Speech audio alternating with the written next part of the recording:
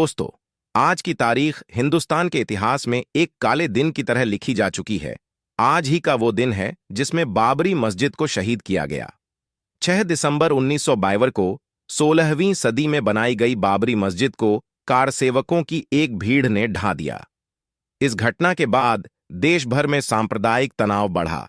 कई राज्यों में हिंसा हुई और हजारों लोग इस हिंसा की बलि चढ़ गए।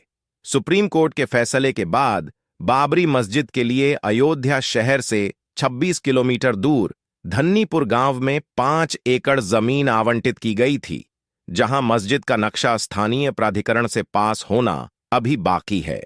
मस्जिद के निर्माण का काम इसके बाद शुरू हो पाएगा।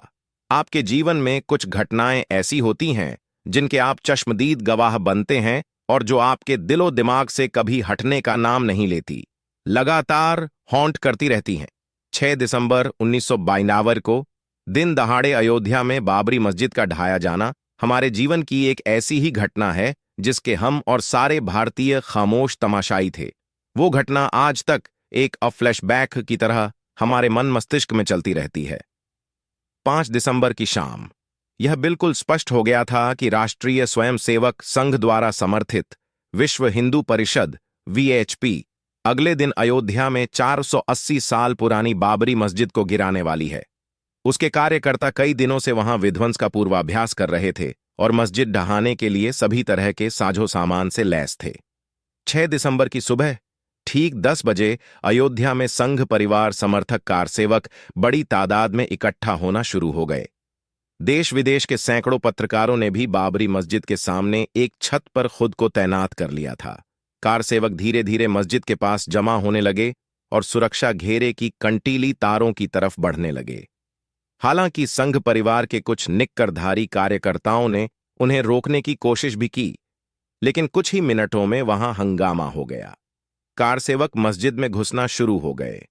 उन्हें अब मस्जिद की दीवारों पर चढ़ते हुए और गुंबदों पर बैठे देखा जा सकता था। उस समय मोबाइल फोन नहीं हुआ करते थे और लंदन में BBC मुख्यालय से संपर्क का एकमात्र तरीका फैजाबाद में सेंट्रल टेलीग्राफ ऑफिस CTO था। मैं और मार्क दोपहर 12 बजे के करीब फैजाबाद पहुंचे, जहां मार्क ने अपनी पहली रिपोर्ट फाइल की। दोपहर 1 बजे हम अयोध्या वापस आने लगे, जहां मस्जिद का बड़ा हिस्सा गिराया जा चुका था। हमें शहर के बाहरी इलाके में भीड़ ने रोक लिया।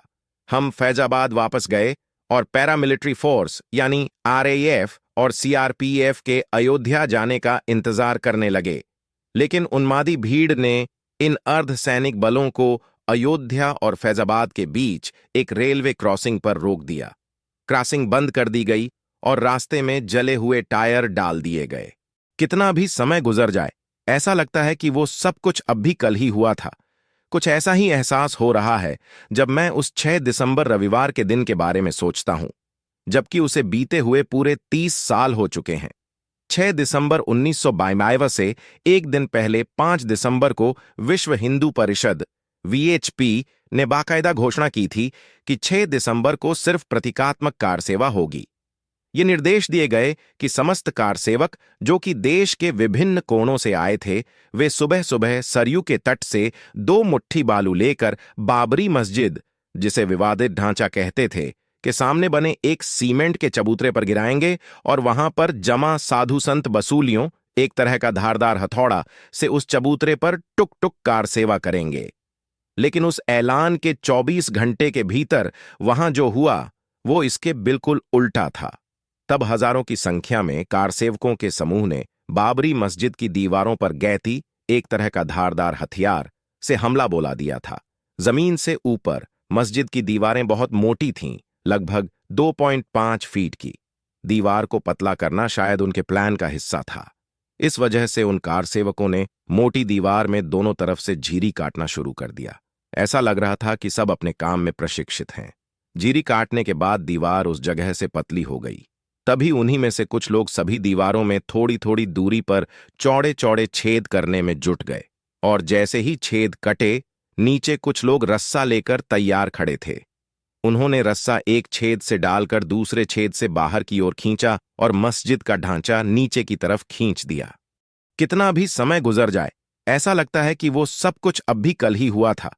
कुछ ऐसा ही एहसास हो रहा है जब मैं उस 6 दिसंबर रविवार के दिन के बारे में सोचता हूं, जबकि उसे बीते हुए पूरे 30 साल हो चुके हैं। 6 दिसंबर 1992 से एक दिन पहले 5 दिसंबर को विश्व हिंदू परिषद (वीएचपी) ने बाकायदा घोषणा की थी कि 6 दिसंबर को सिर्फ प्रतीकात्मक कार सेवा होगी। ये निर्देश दिए गए कि समस्त कार सेवक, जो कि देश के विभिन्न कोणों से आए थे, वे सुबह सुबह सरयू के तट से 2 मुट्ठी बालू लेकर बाबरी मस्जिद, जिसे विवादित ढांचा कहते थे, के सामने बने एक सीमेंट के चबूतरे पर गिराएंगे और वहां पर जमा साधु संत वसूलियों, एक तरह का धारदार हथौड़ा, से उस चबूतरे पर टुक टुक कार सेवा करेंगे। लेकिन उस ऐलान के 24 घंटे के भीतर वहां जो हुआ वो इसके बिल्कुल उल्टा था।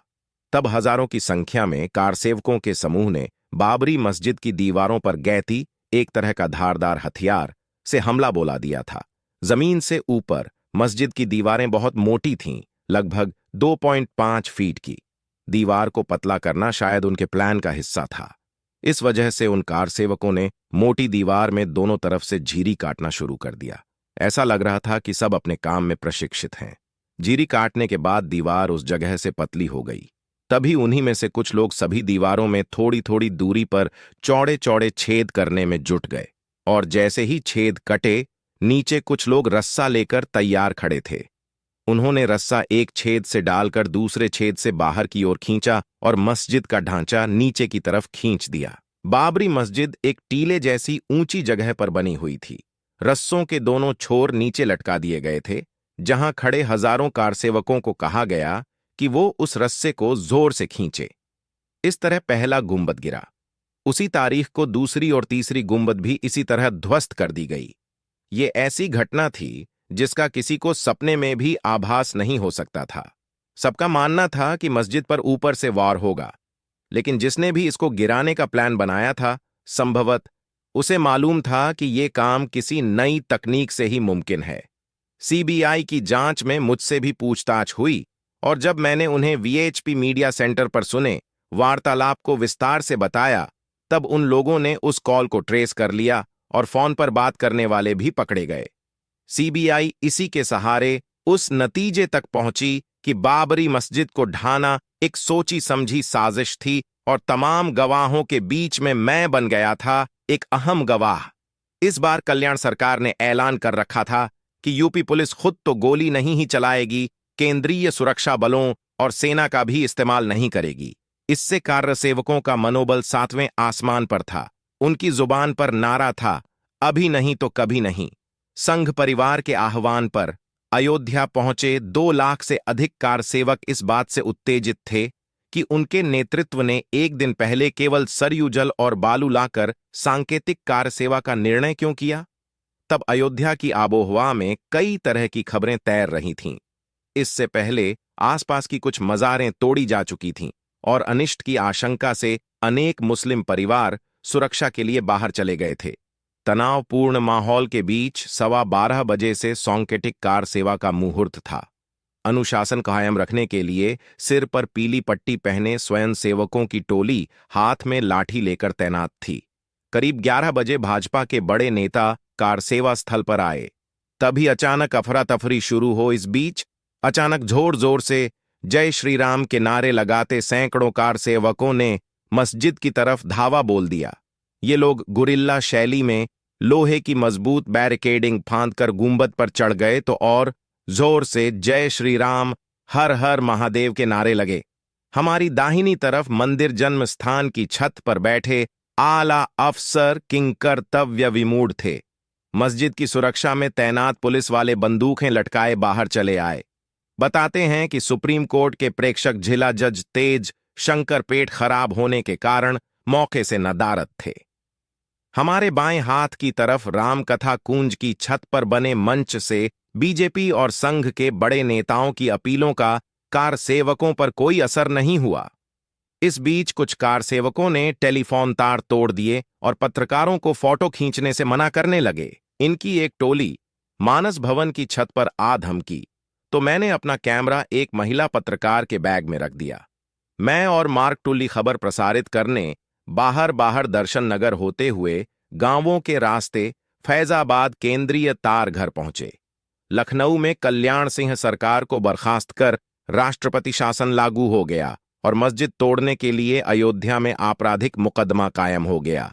इसके बाद अदालतों में मुकदमा चलता रहा और फैसला साल 2019 में आया कि ये जगह तो मस्जिद ही की है, लेकिन फिर भी ये जगह मंदिर को दे रहे हैं और मस्जिद के लिए हम अयोध्या से थोड़ा दूर और जगह दे देते हैं।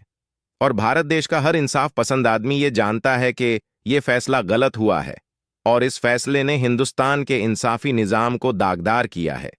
तो हमें चाहिए कि हम अपने साथ हुई इस नाइंसाफी को याद रखें और भूल न जाए कि यहां मस्जिद थी। एक मर्तबा जो जगह मस्जिद के लिए तय कर दी गई वो हमेशा के लिए मस्जिद ही रहती है। और हमें यह भी याद रखना चाहिए कि हकीकत में देश के दुश्मन आरएसएस के लोग हैं और वो सब लोग हैं जो इनके इस काम को अच्छा समझते हैं। और हम इस बात से भी अनजान हैं कि इनके आगे क्या मंसूबे हैं। अभी अभी बनारस में भी इन्होंने ज्ञानवापी मस्जिद पर हमला किया है और इसको भी मंदिर साबित करने की नाकाम कोशिश की है। और इनके मंसूबे यहां तक बढ़े हुए कि ये लोग देश की हर बड़ी मस्जिद को मंदिर बनाना चाहते हैं। हम यही दुआ करते कि अल्लाह हमारी इस गफलत वाली नींद को खत्म करे और देश के बिगड़ते हालात से जानकर बनाए।